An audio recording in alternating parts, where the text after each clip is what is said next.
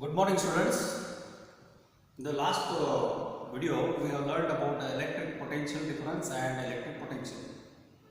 Let me explain once again what is electric potential. It's very important. Suppose there is a electric charge, and this is what we call as source charge. If you are bringing a test charge from far away point, small q is a test charge.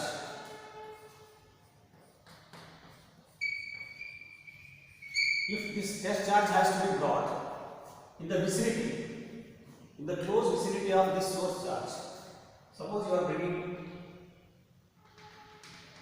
in this path closer and closer to this particular point. When you are bringing the charge, naturally this charge will experience a repulsive force. Repulsive force because these are like charges. Positive charges experience a force of repulsion. So, if at all you want to keep this charge, it is not easy. One has to do the work. How much work has to be done in bringing this charge from far away point and to keep this at this point in the vicinity of source charge? That work done per unit charge gives us potential at this point. Suppose this is point A and potential at this point A is denoted by A. So we define potential at point A in the source field as amount of work done per unit charge in bringing this charge from a far away point to this point under consideration. That far away point in science we call it as infinity. So we define potential at a point as work done per unit charge in bringing a test charge from infinity to this point under consideration. So that's how we define electric potential.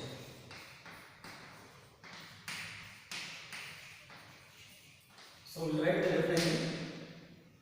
The work done per unit charge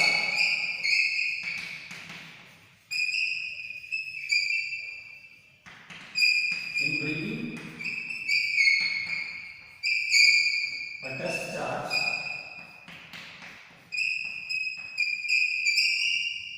from infinity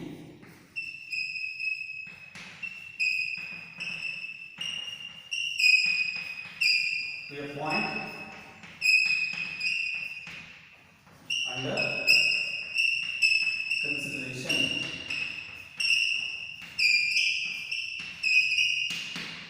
This is called as electric potential and it is denoted by V.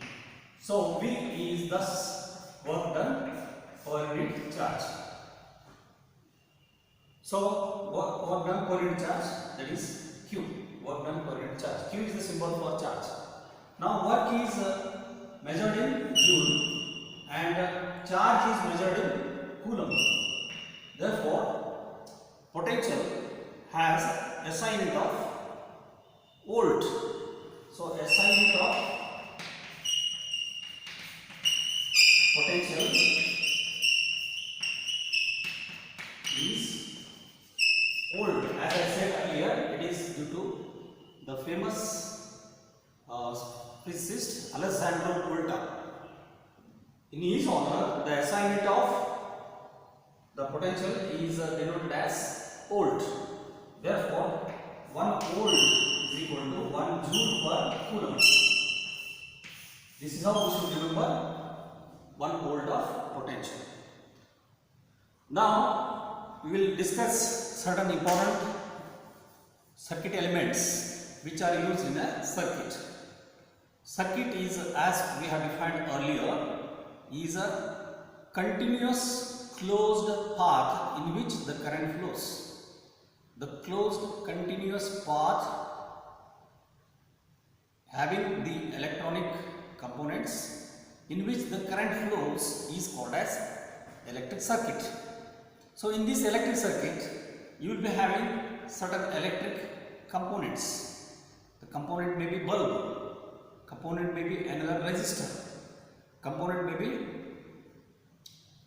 the current measuring device, ammeter, voltage measuring device, voltmeter. So we cannot draw all these as it is. So we use symbols. So let us learn the symbols of these electric components, and these symbols are helpful while drawing the schematic diagram, which we call as circuit diagram. Okay, let us draw some symbols of commonly used components in circuit diagrams. So the first one, electric cell. Electric cell we do not draw as it is. There is a symbol for electric cell. Two parallel lines, one longer line and another one short line. Long and short, longer and short. So this represents electric cell. The longer line represents the positive terminal and the shorter line represents the negative terminal. Then combination of these cells gives us battery. Battery is combination of cells. Suppose it is having two cells, then you will have combination of two cells. This represents battery.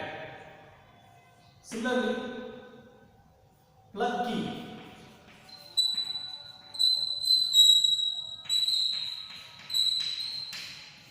Plug key open. Plug key is also called as switch.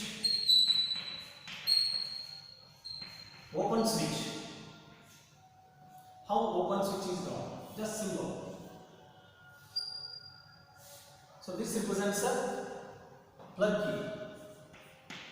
Now next, plug key closed.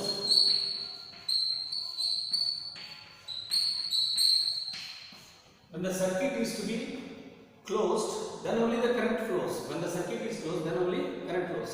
What is the symbol for that? Switch. Closed.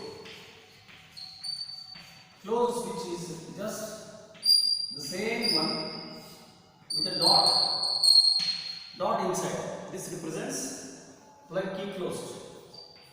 The next one, fifth one, bulb. Electric bulb. We do not draw electric bulb as it is. We just draw symbol. Yes, this represents electric bulb. You know how will be electric bulb. This is actually the electric bulb. Right? We do not draw this electric bulb. This is the actual bulb that we do not draw. This is the bulb, which will be actually with the circle inside symbol. This represents electric bulb.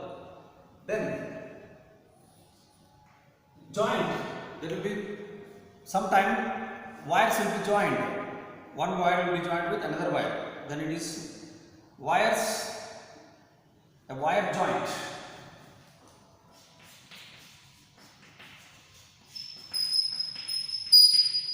Wire joint will be just showed like this. This is main wire, and here is a joint.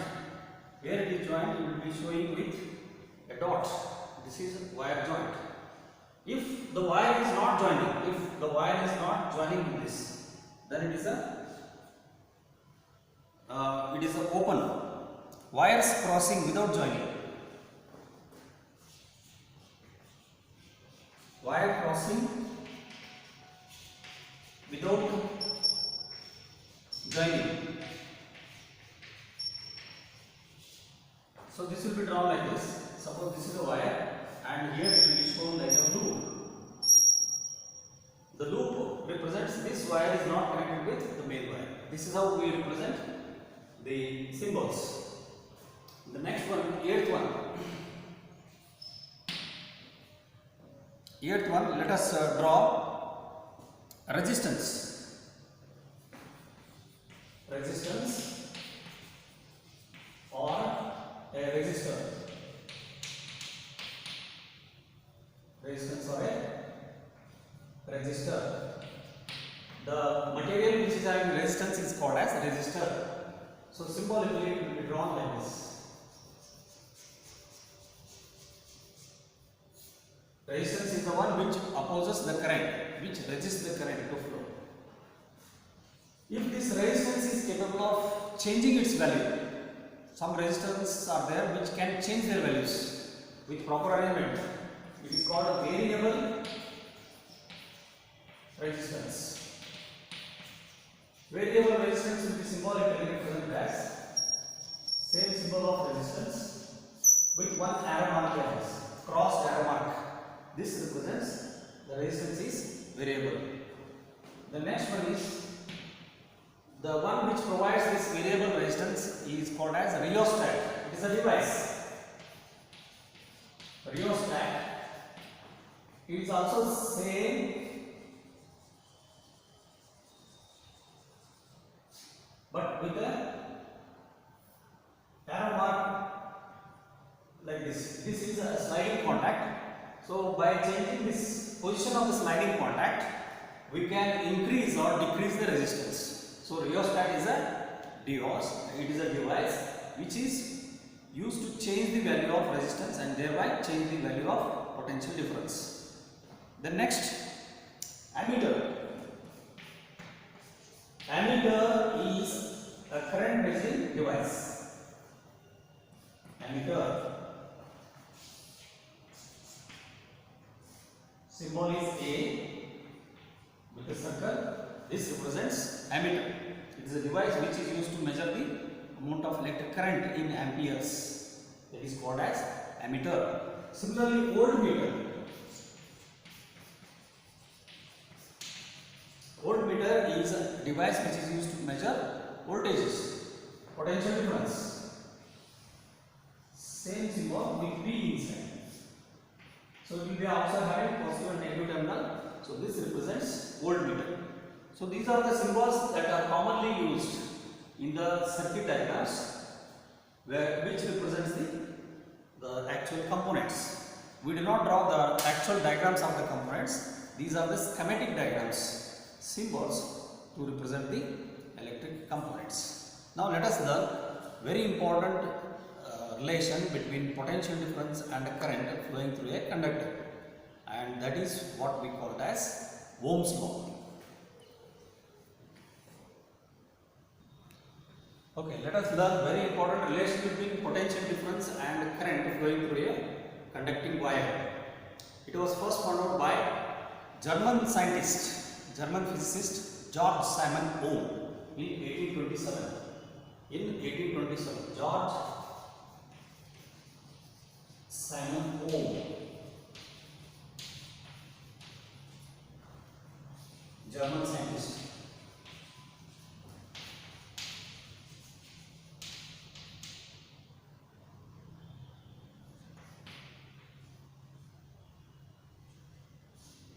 He found out the relation between the current flowing through a conductor with potential difference. Let us see one simple activity, the help of which we can find out the relation between the potential difference and the current. Let us take a battery with a combination of 4 cells, 1, 2, 3, 4. Let us say that each cell is having potential difference V. So these are the terminals which are connected in this fashion. The positive terminal of the negative, positive terminal of the second one is connected to negative terminal, and again the positive terminal of the third one is connected to the negative terminal. So in this manner, if it is connected, it is called a series combination of cells. Okay, this is connected to a nichrome wire. This is a resistor denoted by R, and in series it is connected with a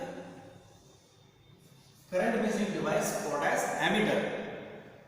Ammeter is a current measuring device. It is connected in series, and here in parallel it is connected with the voltmeter. Voltmeter is the one which measures the potential difference. Okay, now here it is taken with a plug key. This is ammeter, this is plug key.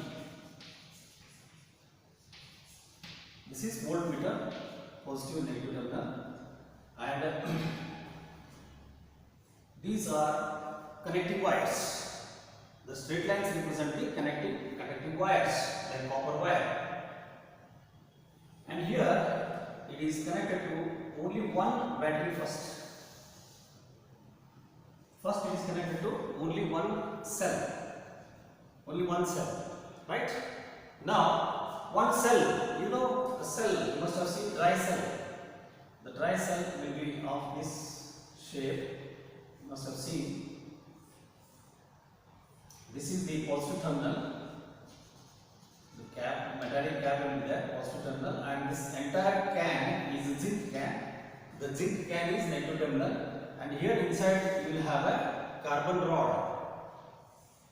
This carbon rod is surrounded with the carbon powder here inside with ammonium chloride paste.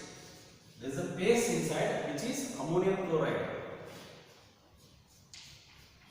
NH4Cl paste, and here you will have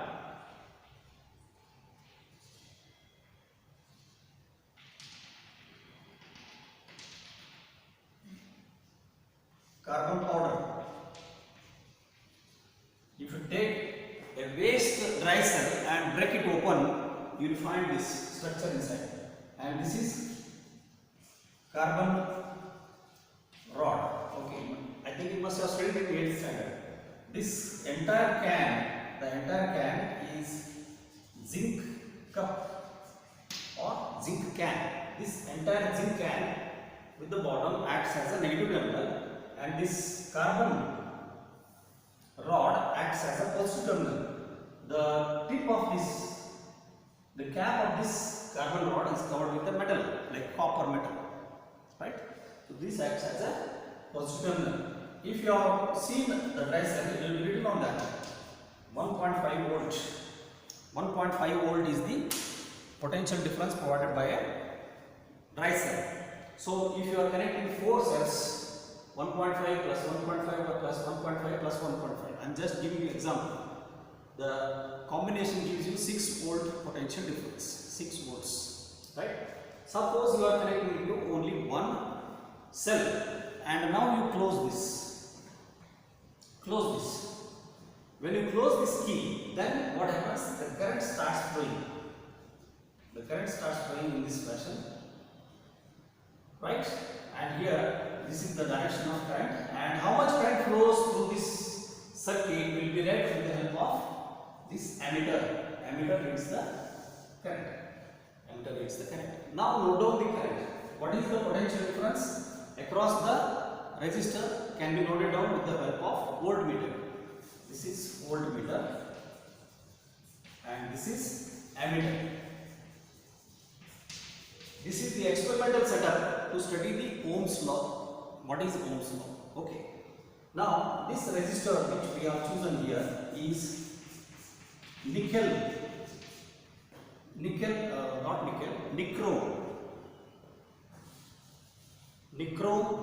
wire. Nichrome wire, or you can call nichrome coil. So this nichrome is an alloy. It is alloy. It is used as a heating element in the geysers, in the electric heaters. If you open inside, you will find a coil. Electric heater or electric oven, you must have seen. Electric iron, there you will find this nichrome wire, which is used as a heating element. The moment the current passes through, strong current passes through this nichrome wire, the nichrome wire becomes red hot. It is an alloy made up of nickel, chromium,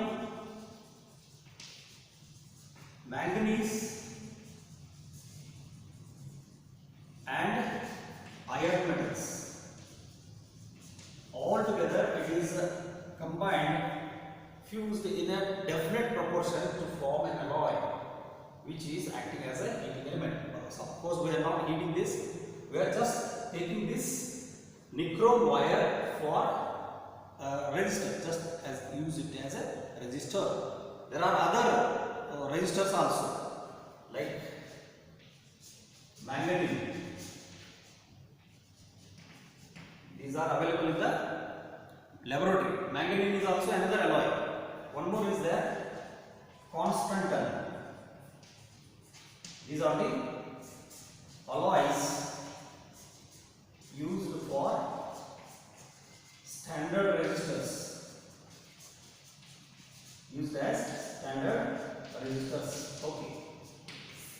They are also conductors only. They are also current to flow, but they allow less current to flow because of their property called as resistance. We will come to know what is the meaning of resistance.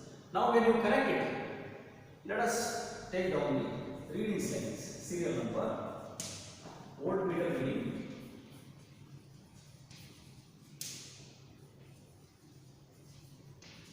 voltmeter reading in volts. We will write it as V in volts. Then ammeter reading,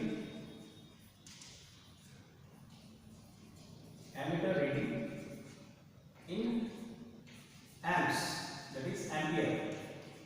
SI unit of current is ampere, right? Now we will make a comma.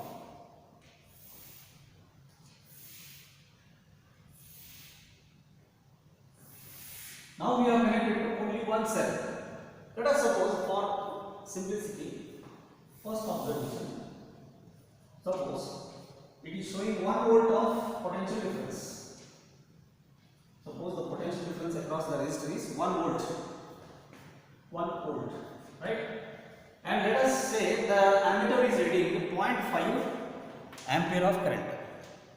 It is just an example, 0.5 ampere. Right? Now,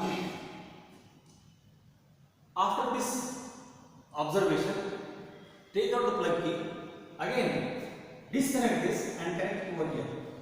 Disconnect this and connect it over here. When you connect it over here, see, two cells are in combination. Two cells in combination means 1.5 plus 1.5, it will provide 3 volts. Okay? Just I am giving you example of resistors. It may be 3 volts, it may be 2 volts, whatever, depending on the potential difference provided by the cells. Right? Now, second observation. Now we are connected to combination of two cells. When you close the key, suddenly when you close the key, it will show the potential difference and the corresponding current. Let us say now by connecting two cells, it is showing 2 volts voltage and correspondingly 1 ampere of current. Similarly, the third one, disconnect this and connect it to this one. When you disconnect and connect it to this one, you see 3 cells are in combination.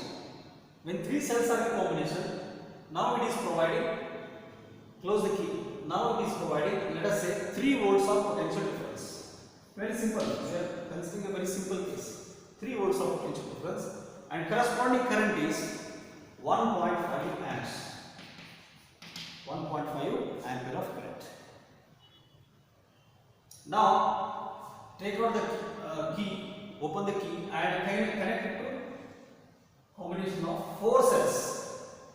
Disconnect this and combination of 4 cells. When you connect it to combination of 4 cells, now it is going to give you maximum potential difference, maximum voltage. Now, again close the key. When you close the key, now let us say it is showing 4 volts and the corresponding current shown by the ammeter is 2 amperes. Now let us stop the experiment. Let us stop the activity. Take out the plug key. Now look at the observations. You are now increasing the voltage from 1 to 2 to 3, 3 to 4.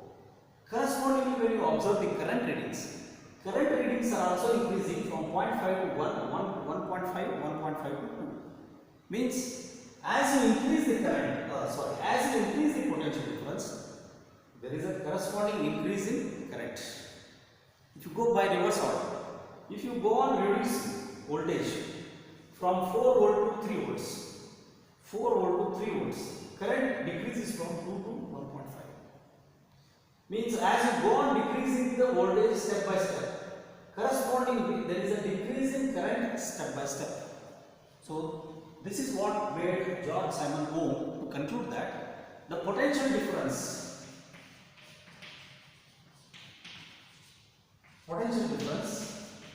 V is found to be directly proportional to current I, or current I is directly proportional to potential difference V. Current I is directly proportional to potential difference V. This is conducted at constant temperature. This is conducted at constant temperature. Right. Now finally, if you take the ratio of V by I, this ratio of V by I itself is called resistance. This itself is called as resistance. Now take V by I for each reading. 1 by 0.5. 1 by 0.5 gives what? 1 by half gives you 2. So it gives you 2. So it gives you 2 ohm resistance. This symbol stands for SI unit of resistance. It is called ohm. In the honor of George Simon Ohm, the SI unit of resistance is named after him as ohm. OHM. OHM. Now similarly, take the ratio of V by I, 2 by 1. This is also giving you 2 ohm. 3 by 1.5. This is also giving you 2. 4 by 2. This is also giving you 2 ohm. So from this simple activity, we come to know that the ratio of V by I, the ratio of potential difference to the current, always remains same. This is what he stated it as a law connecting potential difference with electric current. So finally he states that when a current flows at constant temperature, the potential difference across the ends of a wire, potential difference across the ends of a connecting wire, potential difference across the ends of a conductor is directly proportional to the current flowing through it. As the voltage increases, the current also increases. The current flowing through the conductor is directly proportional to potential difference, such that the ratio V by I always remains constant. If you increase voltage, current also increases. If you decrease voltage, current also decreases, such that the ratio V by I always remains constant. This V by I ratio is called as resistance. That's how we are now writing Ohm's law statement. See the statement now. At constant temperature,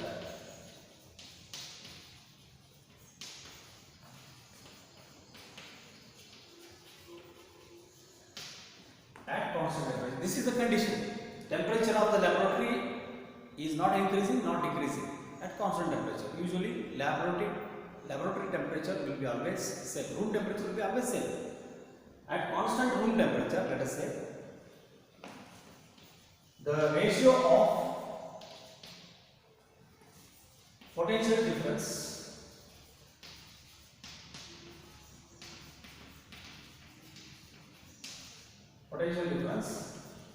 to the current,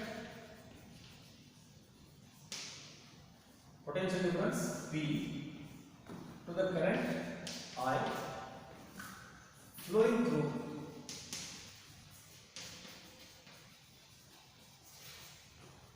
a conductor is always constant.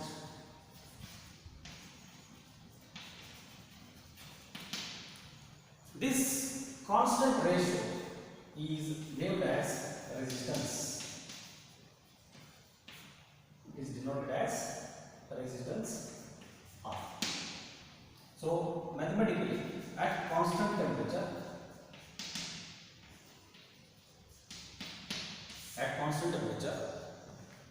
V by I is always constant. Right?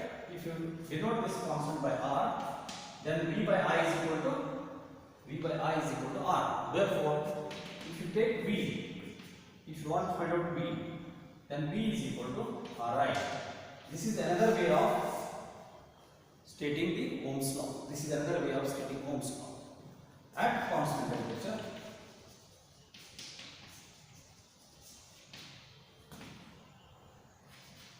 the current flowing in the conductor,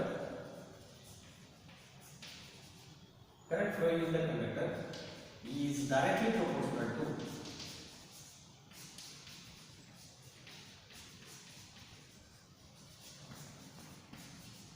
the potential difference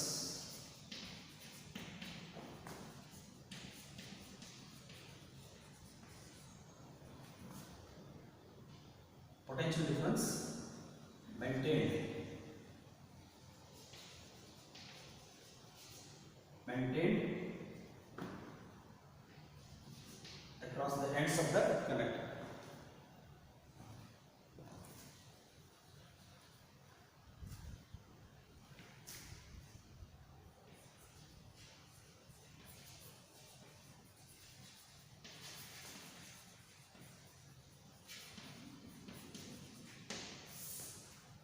This is called Ohm's law statement. So from this we can define what is resistance. Resistance is the ratio of potential difference to the current. That's all. Ratio of V by I is called as resistance. Then what do you mean by property of resistance? Resistance is the property of all the conductors. Like we know the conductors like copper, aluminium, silver, gold, manganese, right? Nickel, chromium, these are all conductors. So they conduct the current at different extent, at different level. Some are very good conductors, some are less conductors. So the reason for different values of conductivity is their property called as resistance. Resistance is the property of a conductor which opposes the flow of charges. This is called as resistance. So resistance is the property of a conductor which opposes the flow of charges and hence which opposes the current. This is called as resistance. Now let us quickly look into the graph. If we draw the graph, how does it look? You see, when V and I are directly proportional, we must get a straight line graph and the graph must be passing through the origin. Any two quantities, when they are directly proportional, in maths we have learnt, when two quantities are directly proportional, when you draw the graph will be a straight line graph. Let us see the graph of this activity. Okay, let us quickly look into the graph. How it does it look? This is called VI graph.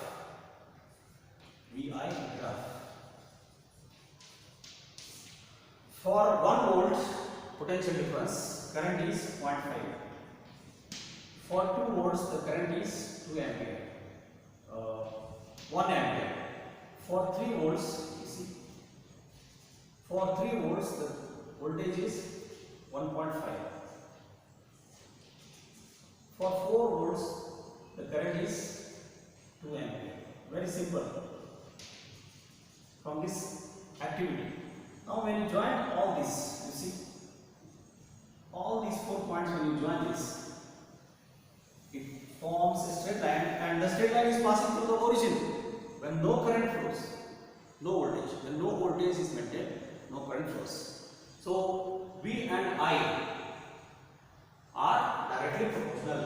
So V is directly proportional to I. That is evident from the graph. And VI graph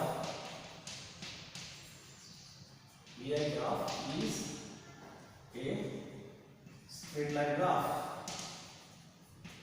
From this straight line graph, we can find out what is the resistance with the help of concept called as slope. Take any 2 points. Let me take 2 and 3 volts. Last year only I told you what is slope. From these 2 and 3, the corresponding values of current are 1. For 3 volts, the current is 1.5. Okay.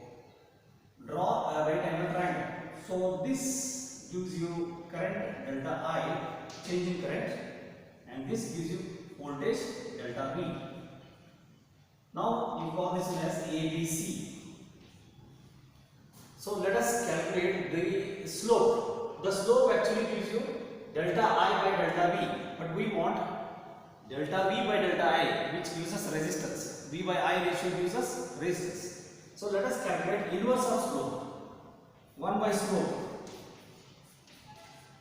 From this diagram, 1 by slope is BC by AB. Inverse of slope is BC by AB. Why it is so? Because slope is AB by BC. Slope is AB by BC. Here you can write slope from the graph is opposite AB divided by the adjacent BC. Adjacent BC. So we want delta V by delta I. So I have taken inverse of slope, reciprocal of slope. So reciprocal of slope gives us BC by AB. So if you substitute BC is delta V, change is always represented by delta. This is symbol delta.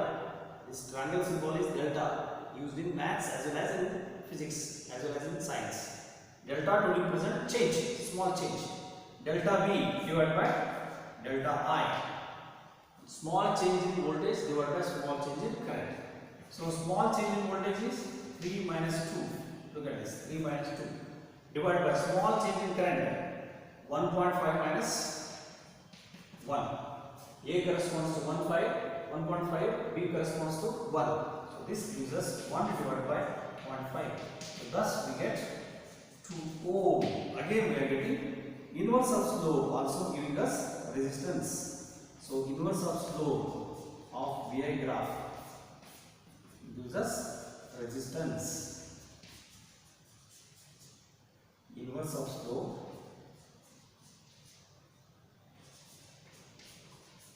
of VI graph gives us resistance. So that's how we get it. So I have taken voltage along x-axis. So voltage is a independent variable, current is a dependent variable. As voltage increases, current increases. As voltage decreases, current decreases. Therefore, voltage I have taken it as independent variable along x-axis. Current I have taken it as a dependent variable along y-axis. Therefore, V is proportional to I. Therefore, V is equal to Ri.